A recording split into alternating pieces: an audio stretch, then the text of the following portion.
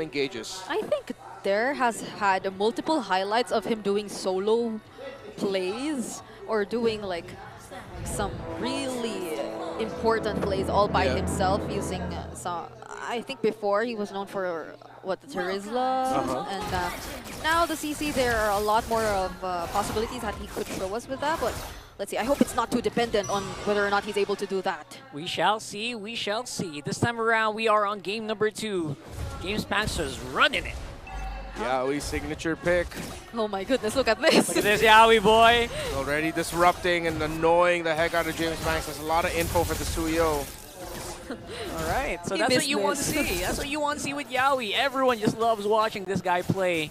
And it is very effective. Info gathering early on, just knowing where your opponent is a big deal. And paired up with the Farsa in the early stages of the game, it could really deal out the necessary damage against your opponents. And this is quite a very similar scenario to what we saw in game number 1. The rotations of AP BREN, they aren't that efficient in the early game. Like, it's slower, way slower compared to how TNC is able to do it.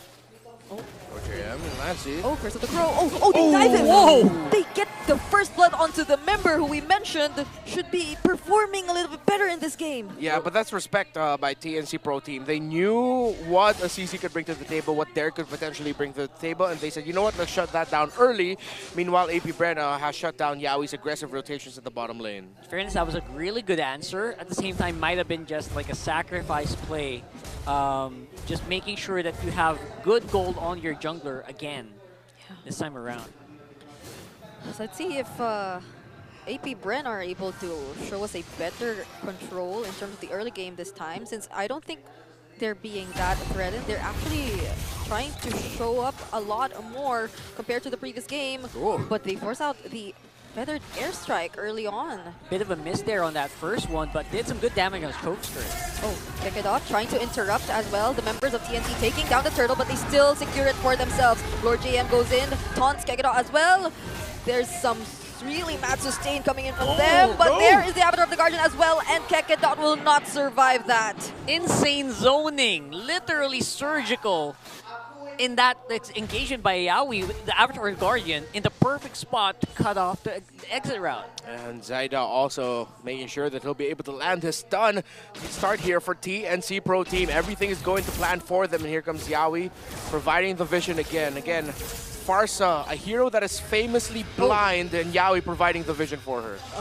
And they just keep making sure that they know where James Panks is, that Kekidot is really poked down. I mean, he hasn't even gotten his level 4. He doesn't have his ultimate up until now. There's no glorious pathway, probably just now, but there's the Way of the Dragon. I think he's been the recipient of it, and he will be bursted down by 4 members of TNC. So aggressive here. TNC just maximizing this show pick and actually boosting Kozen's gold here, as well as the Suyo. Kekidot way too deep there. Shouldn't have been there without proper help near him. He is up against a Cho, and there is a high risk that if he's caught out at the wrong time, he's just going to get picked off. Because if the Cho's there, that means either the Farsa or the Suyo are going to be close by. And so far, that hasn't changed. Zyda, Zyda, Yowie, and Lancy have been a hit squad all around the map. I mean, look at them now. 4 of them once again towards the top lane onto Dare, and there is no way he will get out of that alive. Yo, they're happening. They're doing this like clockwork. Go bot, go top, go bot, go top. It's uncanny. Yep. The Way of the Dragon has found itself home. And Yowie still showing off why this is his hero, why he is the hero or the player most synonymous with Cho. Cho is him. Cho is him. And AP BREN are just getting out-tempoed. Yeah, TNC is very terrifying when they get hold of the early game. They're controlling the pacing and the momentum is clearly theirs, but Chokeskirt, an abyssal arrow to the face. Will Lancy make it out alive? He still has the flicker. They're low. But AP BREN might just go for this. There's the glorious pathway. James Panks will be able to cast the electrifying beats onto 4 members, but there's the sustain still from TNC, and the counter Avatar of the Guardian where Zyda still makes his way inside and gets that turtle. And now they're still proceeding with the fight. It seems like James Panks has found his opening. Lord JM, will he be able to survive this? There goes the yo-yo blitz, but they will escape. I wonder if that was purposeful that James Banks did not use. It wasn't that he could not use it, he didn't use it. So question up in the air of whether he missed it or they just made sure that, you know what, let's just see if we can just go ahead for the counter engage after this turtle instead. But Part of me is thinking that he might have missed it, but AP BREN were able to recover just a little bit with getting a kill there. It's so hard to blame him as well because that is a Suyo. It has multiple layers of damage that you're going to have to play with. And then the fact that you're a little bit behind on level also just doesn't help. Zaida has pretty much won the retro battle for the entire series so far up against James Banks. Even during moments wherein we thought TNC wasn't able to fully position themselves or comfortably control the objectives. They're back at it. So now they're in the bottom lane again. Like clockwork. Even with all the traps that is being laid down by Chovskirt, it's surprising that it's hard to actually read what TNC is doing on the map if you are AP BREN. I'd like to think that they probably have an idea, but they just can't keep up. Yeah. Or you know what's happening, but you can't do anything about it. Something like that. Yeah, I agree. It feels like that's what we're seeing right now. AP BREN are just trying to find some semblance of an opening. Again, playing it around the traps and the arrows of the Selena. High risk. So far, no reward for the decision to prioritize the Selena in the series. How do you play against that? There's too much zoning, information. And even when you go for opposite trades that are on the map, there's Zaida waiting for you. Avatar of the Guardian onto Dare. Will they be able to pour all of their resources onto him? The Vengeance is casted. There's the Glorious Pathway as well. But look at all the damage coming in from them. But there is mobility. And there is Shizu going in. Okay. But that's scary. For just a bit. Okay. I clenched. Like Zaida, I mean, excuse me, Shizu, whoa. Okay. I wasn't expecting that too. Shizu nerves of steel on this guy. Wait, no Flicker's way. in? Oh my goodness. Thought we were What is happening here? Chovskirt committed the flicker as well. We couldn't even see Chovskirt anymore. They're all so aggressive. That's just how much range TNC has. They're just controlling every single area in this map. So it's so hard to find an opening for AP BREN at this point. You can't even get trades in terms of turrets or at the opposite ends of the map. Lancy has just been on fire with this Farsa, not shy with using the feathered airstrike. Aggressive.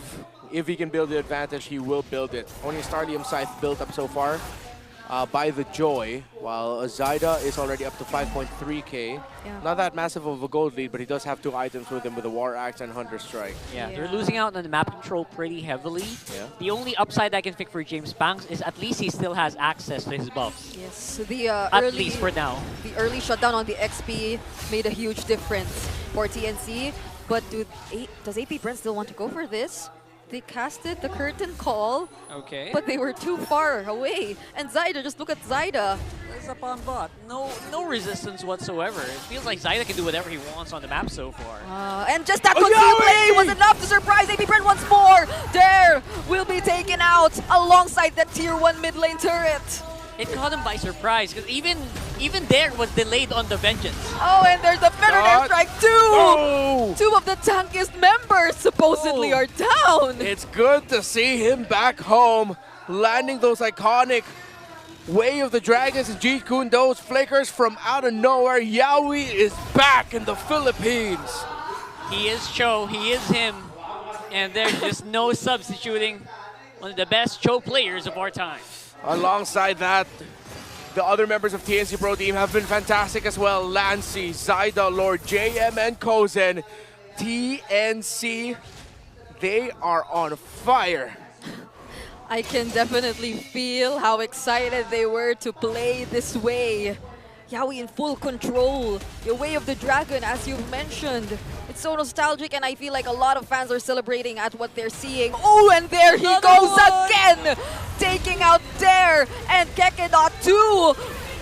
Oh my goodness, look at that damage when the fight is still going on! And the Spear of Destruction doesn't connect and Chovskirt falls! James Banks as well! Only Shizu's left alone! They even missed on the Spear of Destruction. Everything is going topsy-turvy here for AP BREN. 2 games, TNC ended up with a very comfortable tempo-setting roam pick for Yaoi. Jawhead in game 1 and the iconic Cho in game number 2. And TNC has looked comfortable all series long.